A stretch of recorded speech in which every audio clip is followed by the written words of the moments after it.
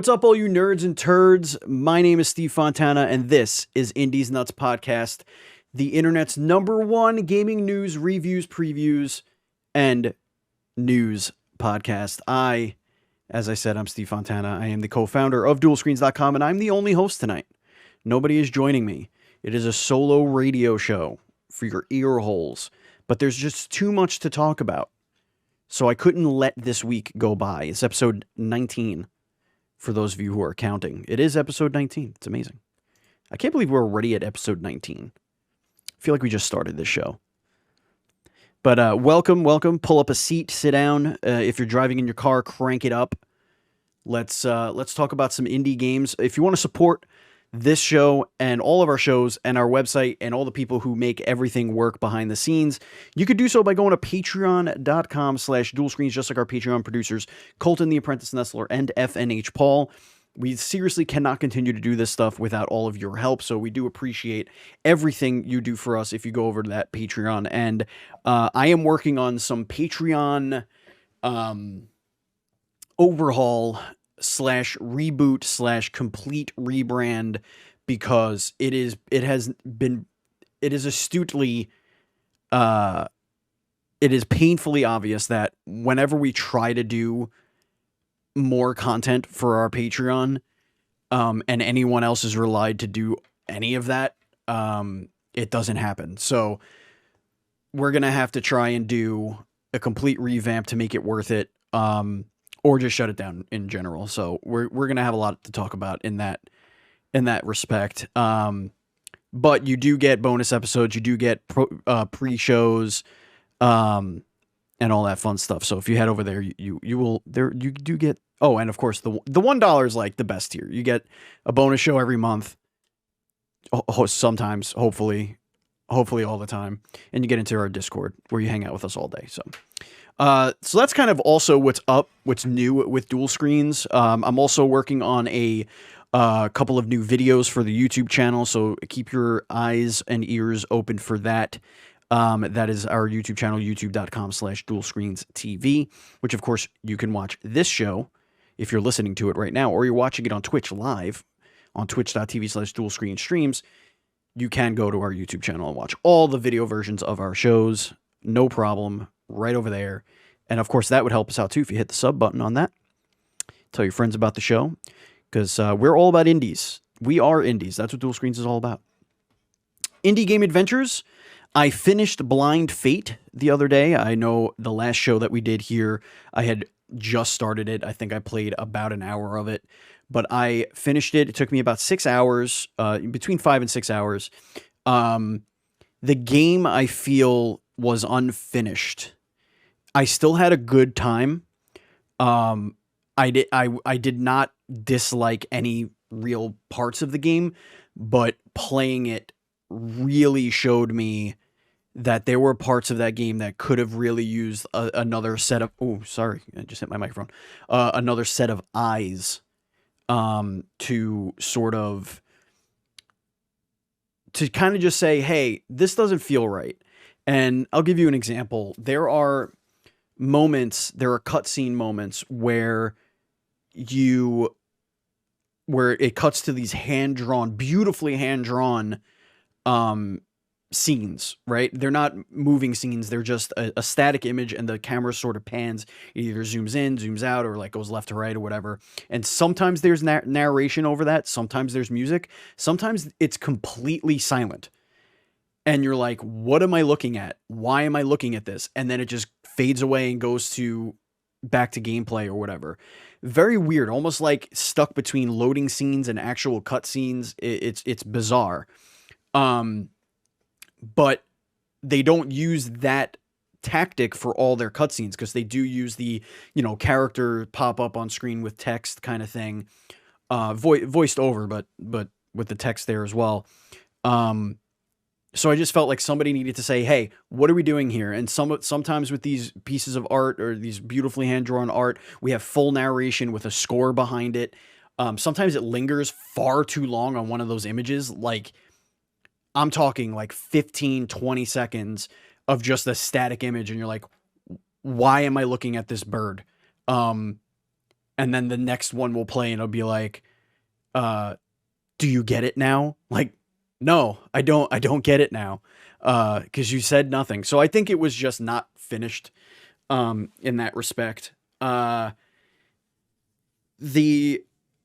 feel like there could have been more boss battles as well. There was really only 2, like, really good ones. And that felt kind of, it just felt like because the way the game is it's very linear. It's very linear in that you pick a level, you go in the level, you explore the level, you clear the level. Sometimes you could find more secrets in the level, like you'll have 65% of the level done, so you could go back and see if you could find other things. But you're really just going through these levels as if they're like side-scroller beat-em-ups. Some of them have minor puzzles, some minor platforming and stuff like that. But overall, I would say Blind Fate probably gets like a 6 out of 10 for me. The combat is a ton of fun. It's really fun to mess around with the different abilities and attacks and stuff like that. And it's absolutely gorgeous, and it's super fluid, to the point where it was like, I wanted to continue doing combat. There was never a moment I didn't want to do combat. So, that's Blind Fate, Edo no Yami. So yeah, give it a go if you like action games. The indie steal of the week.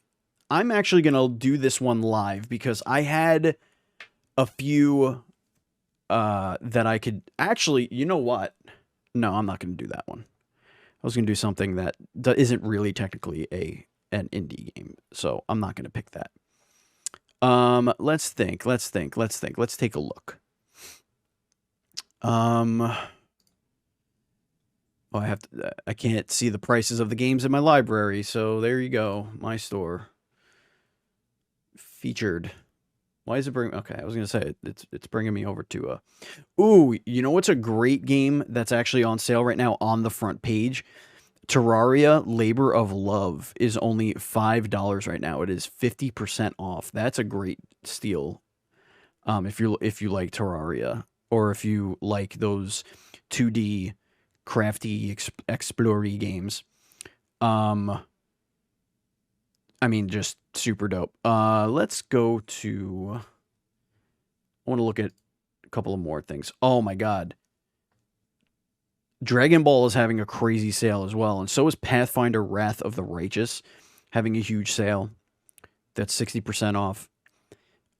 Weird West is a really cool game, and that's 50% off right now as well. The Super Hot Bundle is free for the weekend. So you can take a look at that. But there's a lot of cool options for you out there. You should always check out the deals in Steam. I don't have a exact one, but good stuff. All right. So let's get into the indie game. This is a new segment. New segment. New segment. That's right, ladies and gentlemen. We have a new segment that would have been great if I had a co-host to do, but I don't.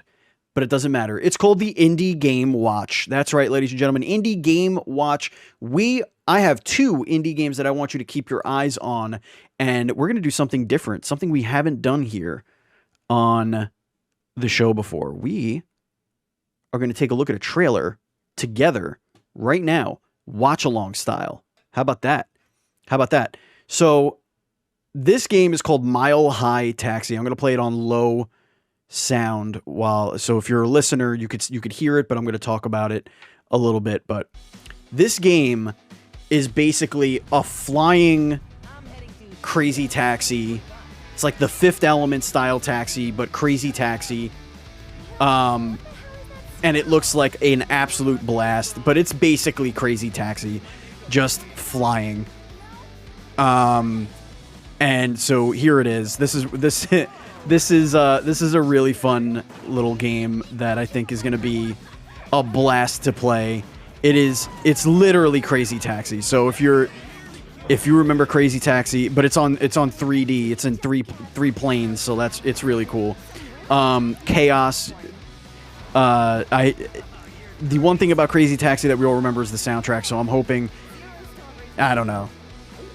I'm hoping they could they're probably not going to have anything licensed, but Mile High Taxi, if you get it, because it's a mile high in the sky. So there you go. Well, now I can't hit escape. There we go. I hit escape. I did it. Yeah, so that's that. That's Mile High Taxi. I thought that was really cool. And this next one is called Tactics Returners. This is made by, I believe, 2 people. This came across my this is coming out of Ontario, Canada. This came across my Twitter feed, actually. So there is some gameplay that we could watch. It's about 50 seconds. So we'll take a look at that while I'm a big tactics nerd, and this game is supposedly made as a love letter to Tactics, Final Fantasy Tactics. You can see it's gorgeous. It looks hand-drawn art. Beautiful animation. Fantasy setting, obviously. You know, your run-of-the-mill thingamabibble. No VO though. I'm looking at it and there's no VO, chat. So I feel like there's an opportunity here. There's an opportunity here where I can reach out to these 2 developers and I could say, "Yo, you need some voices? Do you need some voices?" Because I could do these voices. Let's see. That's Alana. So I'm not going to do Alana's voice, but I could do Wisp. Like, heretics bent on strife? And then here's this Talon. Okay, things are getting too heated. Everyone's being a little more than unpleasant tonight. See, I could do these voices. Anyway, that was a short little gameplay. No fighting in that one, but we could go back to their website. But they have some key art here on their website. Really cool art style. Again, particles. Something to keep your eye on. Because the Tactics do really well, especially on Kickstarter. Tactics style games. Easy for me to say. But this looks absolutely beautiful. Absolutely beautiful. So. That's that. We did it. Hello. That's not something we're going to do on the show very often. I'm doing it here because it's just me. So I figured having another if we had 3 people and also a video playing, that would be very messy on screen. If we had 2 people in a video, that's cutting it close, but then the video would have to be like a weird aspect ratio. So doing it just me isn't so bad. Editing it later would just make my job harder when I'm putting the show together. So, but doing it live like this isn't so bad. So that was Mile High Taxi and Tactics Returners. You can go to tacticsreturners.com to check out that game. Now it's time to go to the Indie News Report, and this is something I found on Reddit, actually. This is a couple of developers posted on Reddit, and I think it's an interesting way to look to do things, and I think it would be a really cool thing to tell our chat about. But this game called Nano Kings is looking for alpha testers. So they are looking for alpha testers for their game. I'll play the game for you guys so you could see what it looks like. If it's something you might be interested in, you could join the alpha. Nano Kings. There's a link in, I'll put the link in the show notes, but you could sign up for it. It looks like one of those horde style games. It's just cool to be in on the ground level of games like this. It looks like it's very early in development, but if you want to be an alpha tester for something like that, get on the ground level. That's dope. So check out that. That's called Nano Kings. The next story that I want to talk about, we'll get back into the solo window. Hang on. There we go. The next story I want to talk about is actually an interview with Shuhei Yoshida, who, of course, has been sort of the indie game pioneer or a mouthpiece for Sony in getting indie games on the platform. Um, so this is from gamesindustry.biz, and the headline is Shuhei Yoshida on PlayStation's ongoing mission to transform how it works with indies. Um, so there were a couple of paragraphs here, or a couple of quotes here that I wanted to um, talk about. So one of them are tools for developers. So here's a quote here. This is from the article. New tools for developers include analytics that help them understand sales, revenue, and engagement.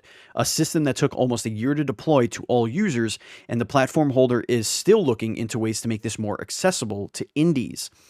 Quote, some people are very familiar with this kind of analytics, but other people are not, said Yoshida. Quote, so they need some kind of easier way to understand, to get the snapshot of how their games are performing, including when they do their own marketing, how that results in better sales and engagement or something like that. So we're working on training and Q&A sessions, and we are trying to create some videos so that everyone could watch how to use these tools.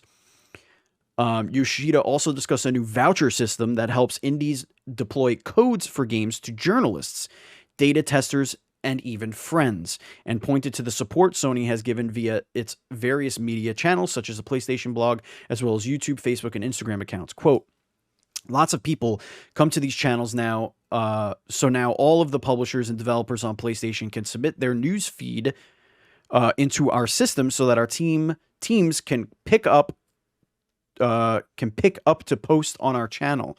So we're working on many different tools and systems that we're trying to improve all of them all of the time. So just a couple of things here that PlayStation seems to be trying to give a little bit more power to the developers as far as the tools and the analytics that they have at their disposal. And I think that that's a really, really good move, because one of the things that a lot of the developers that we interview tell us is they don't know what happens to their game outside of when their game releases. They either see it on the homepage or they don't, and then they get money or they don't. Like, that's all they know. They don't know where people are buying the game,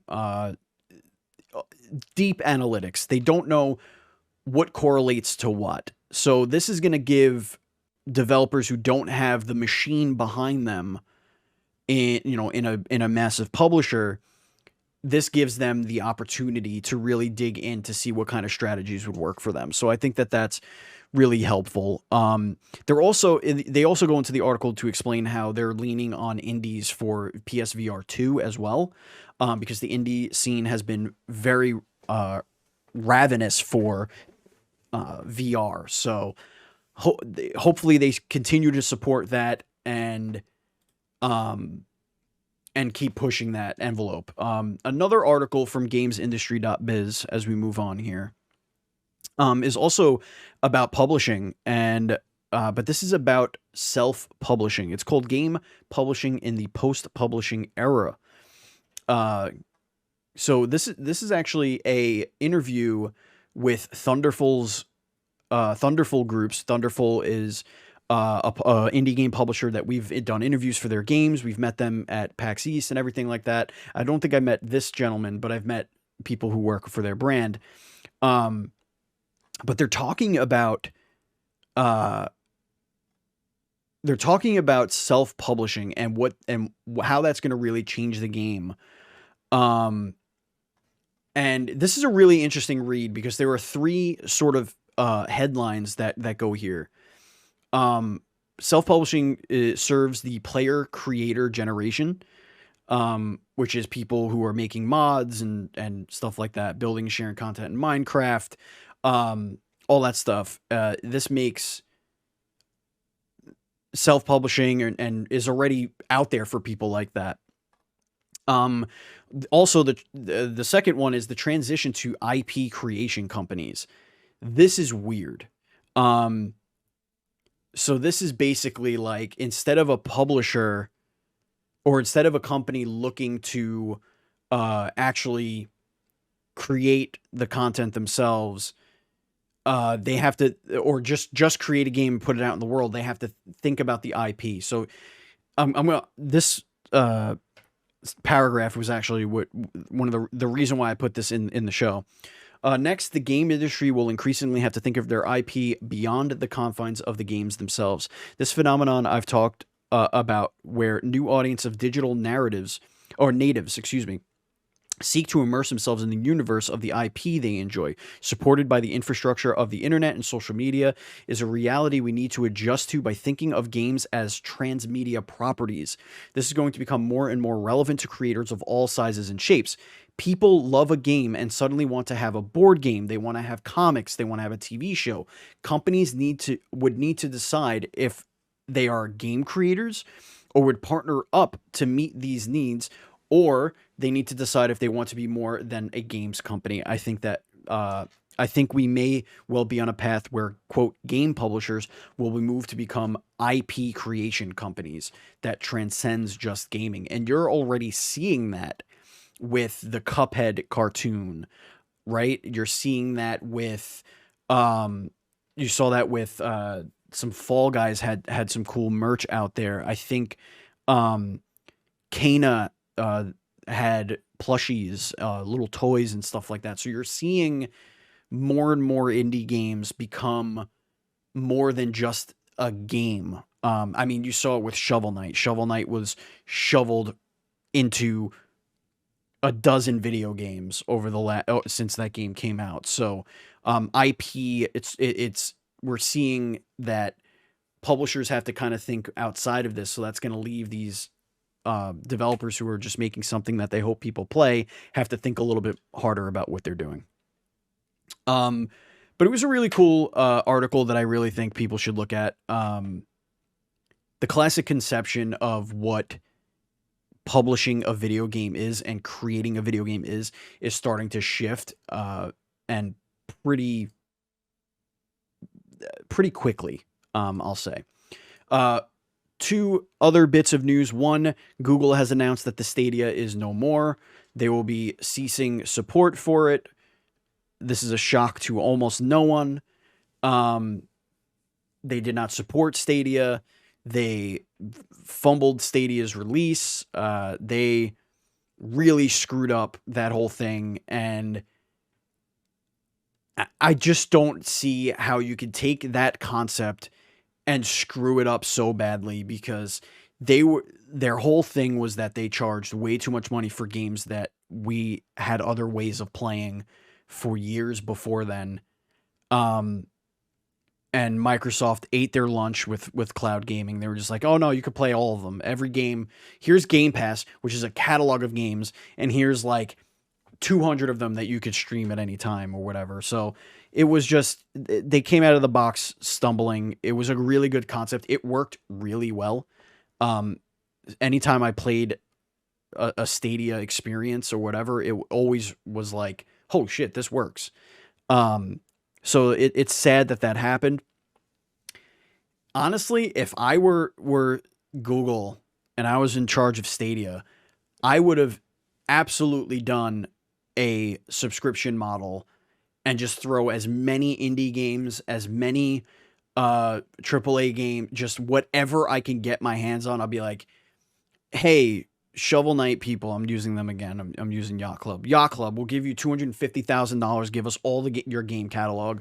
We're gonna put it on Stadia to stream. Hey, Ubisoft,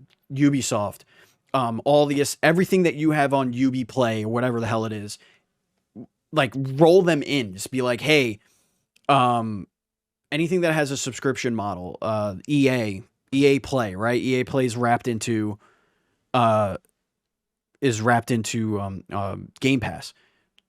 Why couldn't they do something similar for Stadia? Just be like, hey, if you get EA Play, or if you get the Stadia membership, your EA Play is rolled into that. You could stream EA Play now anywhere. Any of your EA games. I mean, there were options there. They thought that cloud gaming was going to be more sought after.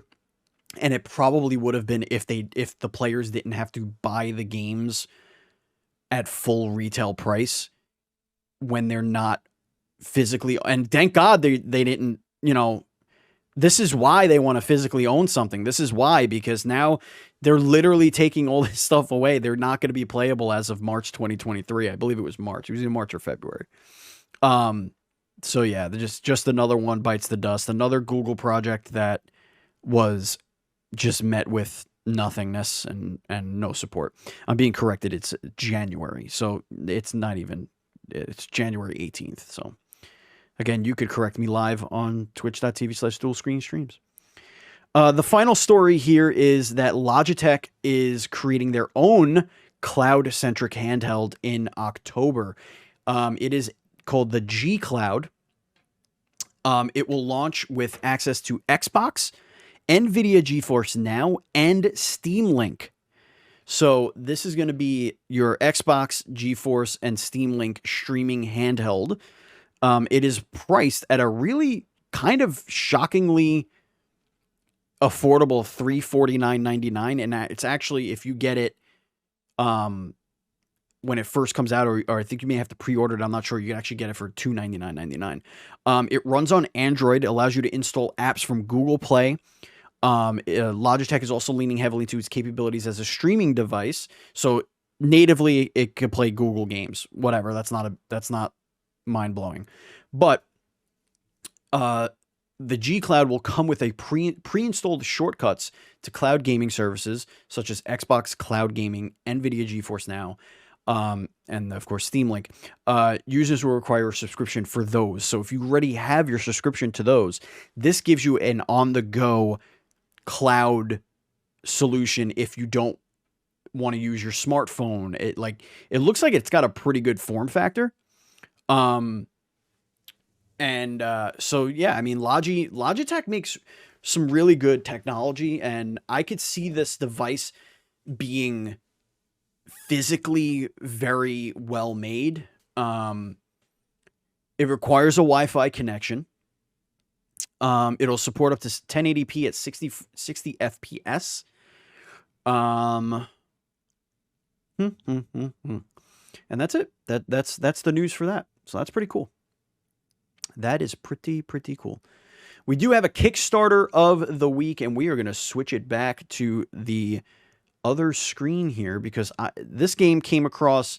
I was actually on Kickstarter when I saw this game, and now my freaking Facebook feed just has an ad for this Kickstarter over and over again. The game is called Mandragora. It's already hit its goal. Its goal was 110,000. It's got 25 days to go. But this game looks hella dope. This is a 2D Dark Souls / Elden Ring style action game. But look at this game, folks. If you're not looking, you should be looking. This game looks absolutely dope as hell. And I hope, for the love of God, this isn't disappointing. Because this looks really, really good.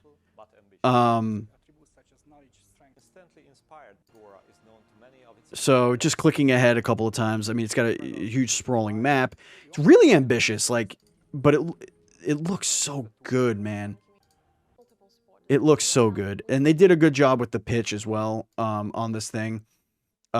Just taking a look. There's pre-alpha gameplay that we could take a look at as well. Don't mind that it looks like a potato. It's just the playback just looks like that. But you could see it's dope. It's got, there it goes, now it kicked in. But it's really cool. Dodge mechanics, blocking, parrying, good sound, big hulking enemies. It really looks like what you would picture a Souls game in translating to 2D. That's what this looks like to me. I hope it has this interest. Oh, look at that. Drinking the potion. You guys should check this out. Go to Kickstarter. It's probably going to be on the homepage since it reached its funding, and I've been getting a million freaking ads for this. They got their stretch goal of New Game Plus. They're getting a 6th playable character class, the Inquisitor, at 135k. Survival encounters is another stretch goal of theirs. Just Absolutely gorgeous. It's you can wishlist it on Steam. This game eluded me. I know it's had a following, but I did not see this game. But now that it's on Kickstarter, I'm like, Kickstarter, Oh, you don't say. You don't say. Anyway, so you check that one out. Mandragora. Mandragora. So there you go. That's going to bring us to the end of the show. It's a good show. Concise. No banter. No nothing. Good stuff. I enjoyed it. I hope you enjoyed it. Now you can get back to your regularly scheduled whatever the hell. Whatever you're going to be doing. I don't know what you're going to do. What are you doing? What am I doing? Nobody knows. Again, if you want to follow us on social media, I am at BatChild27. You could follow our Dual Screens Twitter at dual_screens. You could also watch me stream on twitch.tv/Batchild. I stream 4, sometimes 5 days a week. And I love it. And it's a lot of fun. And I hope to see you there. Thank you, everybody. Please hit the subscribe button if you're watching on YouTube. I would appreciate it greatly. And as always, please be excellent to them Indians.